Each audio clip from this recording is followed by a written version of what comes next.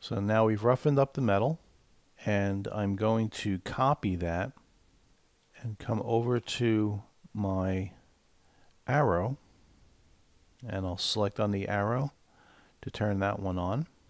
I'll come back to the noise and assign some noise,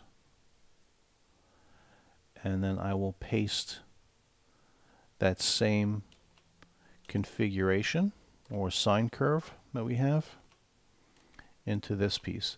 And now from here, of course, I've matched it, but I can also take away from it. It's a bit much, so I'll play with the strength and tone it down a little bit. And I'm going to turn on the circle at the same time. This way I can compare both of them.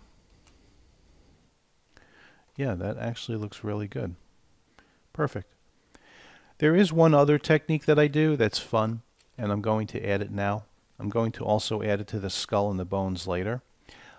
If I go back to my clay tubes and I turn off my alpha, as you recall, that gives me the ability to do a round circle. But I'm going to actually do something completely different this time. I'm going to turn my focal shift all the way down. If you recall, the focal shift is my fall off rate.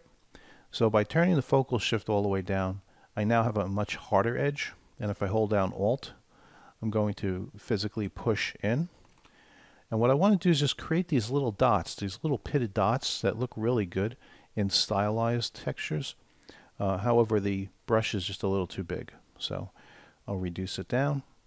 There's no rhyme or reason to where you place the dots, but there is somewhat of a little bit of a pattern that I tend to follow. So I'll create my first dot, and then I'll reduce my brush a little bit, and I'll create another one right next to it. And sometimes it's just having two next to one another actually looks really good. I'll go ahead and add another one here. As I said, there's really no rhyme or reason. Just be careful not to do too much, because after a while it becomes too monotonous and it just doesn't look good. So I'm just going to hit one more just over here, just a very small one in this area. So that looks really good to me. I'm going to leave that just the way it is, and I'll come over here and do the same thing now to the circle.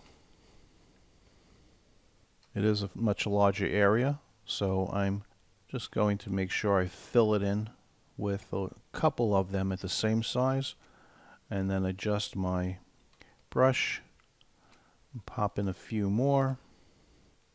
Again, I always like to have sort of a large and small next to one another. Those always look cool.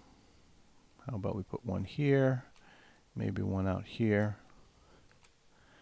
And I think we're pretty good. I'll add one more over here.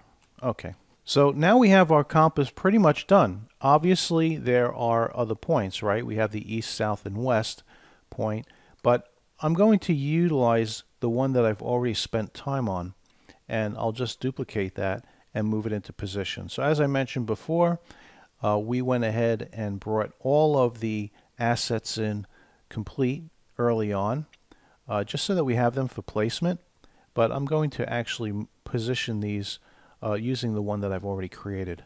But for now, we're going to move away from this piece. We'll call this piece finished at the moment, and I want to go back and start working on the skull.